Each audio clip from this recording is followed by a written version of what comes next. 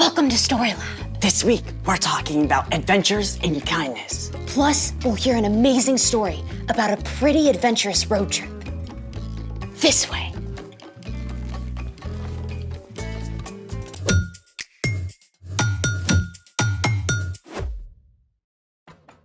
Hey, I'm Skylar. And I'm Sebastian. And today, we're talking about kindness.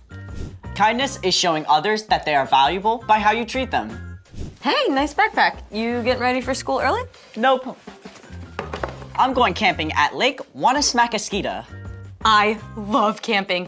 Orienteering, setting up rain flies, cooking in the old Dutch oven, hobo dinners, and cowboy coffee. You know what I'm talking about, right? I've never been camping before. First time for everything. I mean, the real trick is just in the preparation, making sure you pack everything you need. Okay, that I've got covered. Okay, let's see what you got. First, bug spray. Little cold for mosquitoes, but better safe than itchy. Then, What else? there's my Nintendo Switch. There's no electricity in the woods, Sebastian. Then you're not gonna like my next item. What's that? My Star Nightlight and sound machine. You know that there's stars and sounds of nature. Well, I also packed some non-electric stuff. Great. My knitting kit, tennis racket, golf club, got my snake. Oh, my chicken, you know. We got my chair, you know, kind of need that. My hockey stick, my lucky hat, my backup lucky hat, my pogo stick, you know that, yeah. Oh, and of course, can't forget Steve. Sebastian. What in the world? You know, in case I wanted to make a snack. A snack. Maybe something desserty? That is actually doable. Let's make it. So, what are we making? We're going to make a solar oven to bake s'mores in. Sweet. Literally. For this project, you'll need a cardboard box, aluminum foil, some plastic wrap, a glue stick, some tape, a ruler, something to cut with, a stick, and a marker. First, take your box and use a ruler to trace out a lid about an inch from the edge, like this. Then, cut it out. Remember to ask an adult to help. Be careful. I will. There. Next, we'll use the glue stick to line the inside of the box with aluminum foil. There we go. Make sure you cover it really well with glue.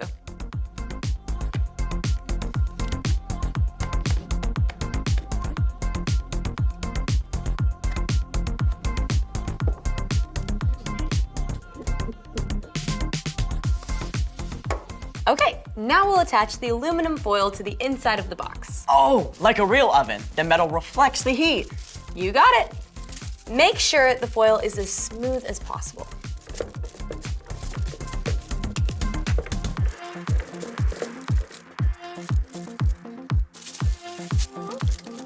Perfect. Then what?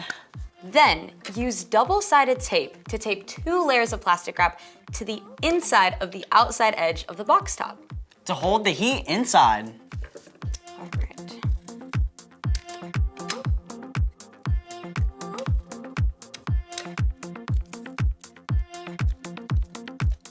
Just nice and soft.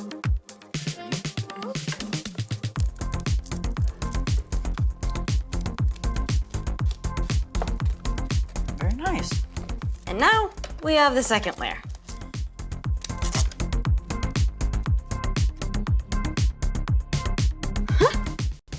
Do you like baking, Sebastian? To a certain degree. Oh boy. Incoming dad joke. And done. So, how do we plug it in? Kidding. We use the stick to hold open the lid so the sunlight bounces down into the oven. It's the sun's heat that warms up our s'more. Spoken like a camping pro.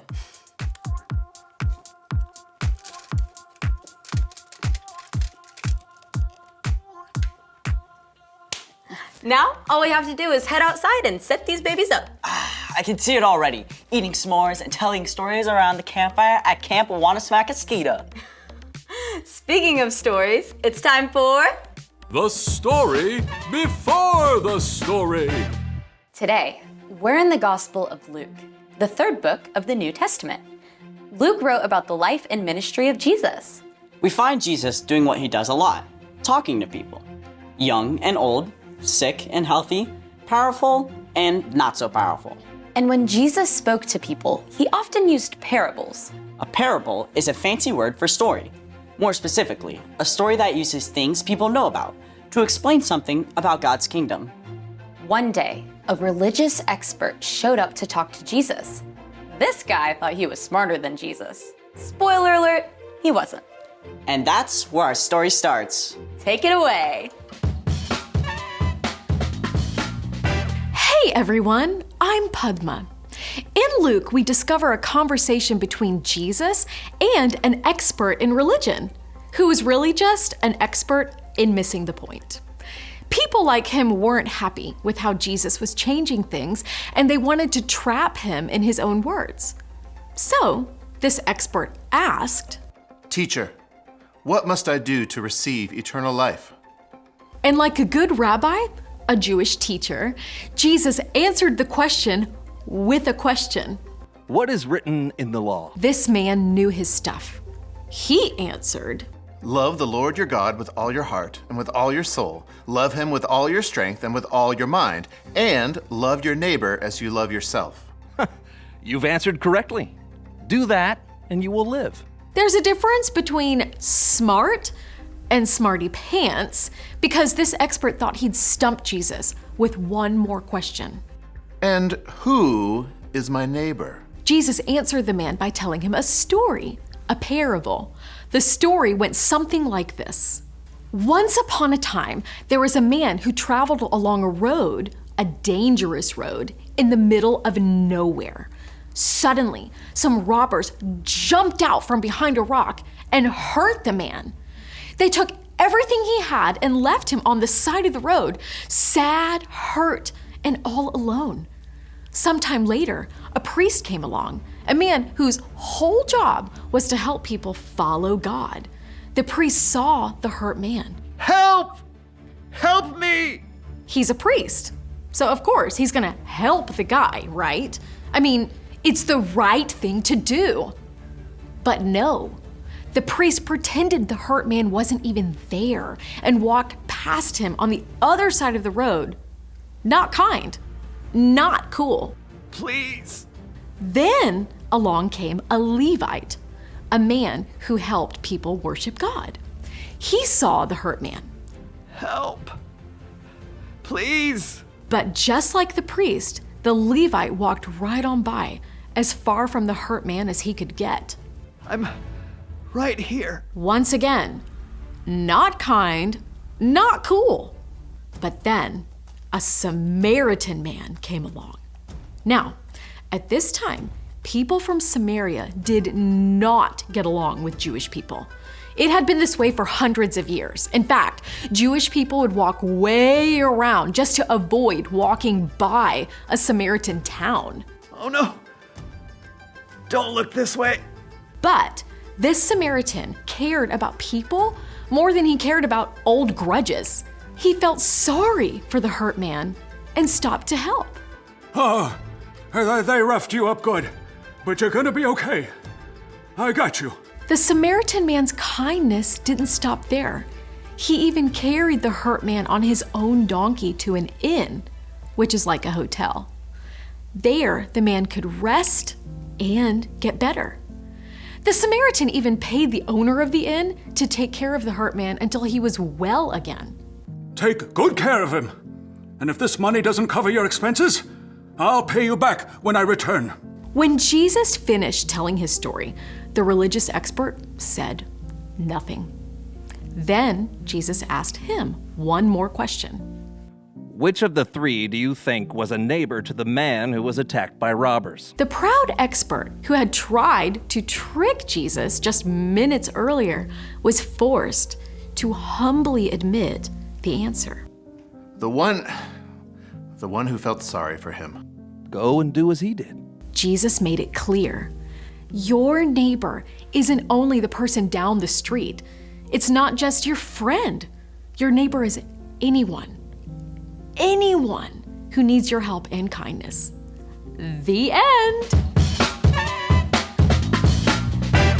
Wow, the Samaritan helped the man even though there was nothing in it for him. Yeah, it even cost him time and money. I bet even his own people were mad at him for helping. You don't see that kind of kindness every day. I like that Jesus used his story. I mean, he could have said a lot of stuff to tell the expert that he was even smarter. But instead, he used a story that anyone could understand. Jesus did that a lot. So, what's our part in the story? Kindness is showing others they're valuable by how you treat them. And one of the most powerful forms of kindness is showing love to people who are different from you. Like, if there's a new kid who comes to your school from a different country or speaks a different language, you can ask them to sit at your lunch table. Or if someone thinks or acts differently than you, you can choose to listen and be kind to them, even if you don't agree with them. You can even be friendly to someone on the soccer team that just beat your team. Easier said than done sometimes. True. But remember, while you can't be best friends with everyone, You can still show kindness to everyone. you guys got this on lock. Peace. Bye. So here's the thing. Be kind to people who are different from you. Okay, let's do this.